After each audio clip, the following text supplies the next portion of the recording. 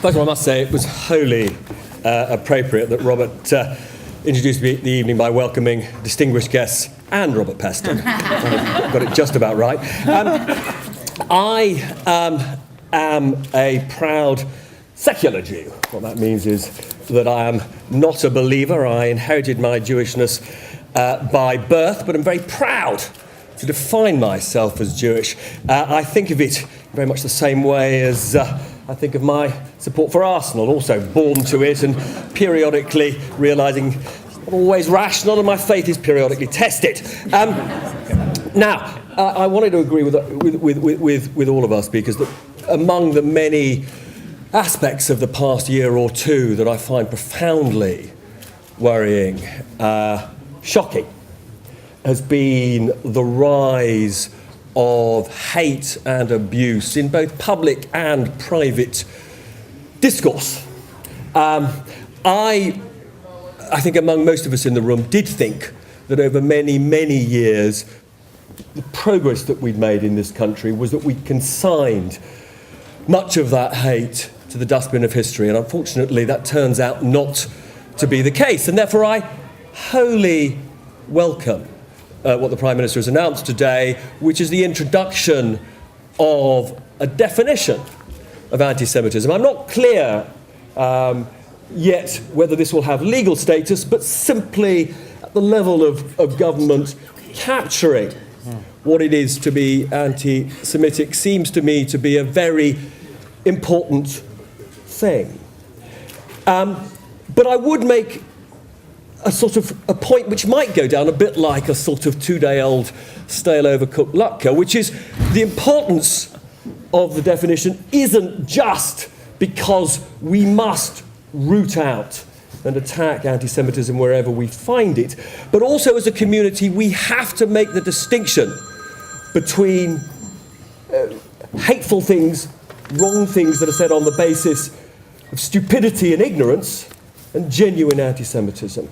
And there are occasions when we all hear things that we instinctively think of as anti-Semitic but are not quite in the same category as the kind of behaviour, actions, beliefs that we have to stamp out. And I would also say this, and I say this as the proud son of somebody, my father, Lord Peston, who died earlier this year, a Jew from London's East End, an atheist but a proud Jew, who practiced respect for all religions, as I do, huge tolerance, would have been horrified by the manifestation that we've seen in his Labour Party of anti-Semitism.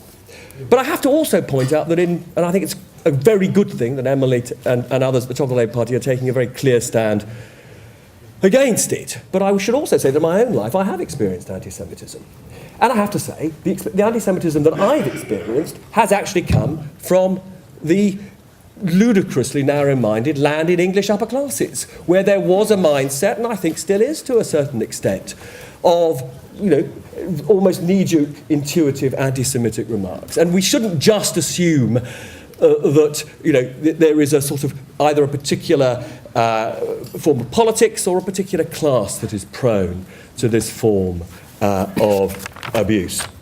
Now, I'm not going to talk for much longer, but I would like to also just agree with everything we've heard about what a wonderful festival Hanukkah is. And what I love about it is the little miracle of the replenishing oil. We've had the most actually extraordinary political year that I can remember. I mean, I've been, taking an interest in these things professionally for 30 years. Whether it's the decision of the British people to vote for Brexit, the ejection of one Prime Minister in favour of another, the election of Trump, the decision of the Italians to reject another referendum which was seen as somehow associated with an establishment the Italians wanted to reject, the rejection of a Prime Minister. There we see Putin, who I think there is a genuine risk that Putin will test Trump's resolve sometime in the new year in respect of whether or not Trump's remarks about putting America first and whether he'll therefore stand by the rest of the world if Putin goes on an adventure elsewhere. I think that may be tested. We see in China the most autocratic leader that we've seen since Mao, at a time when the Chinese economy is facing serious problems, and we are all desperately worried about what's going on in Syria and the wider Middle East. So these are hugely challenging, troubling, worrying times. And I think as we go into a new year, what we need to think about in the case of Hanukkah is to look for little miracles that cheer us up and give us a bit of hope. Now, my little miracle I'm obviously hoping for is a very unexpected Arsenal Premier League victory. But I would just say that as we enter the new year, I am a great optimist, and as I say, what we should all do is look for the little miracles in our own lives that transform everything from darkness to light. Many thanks.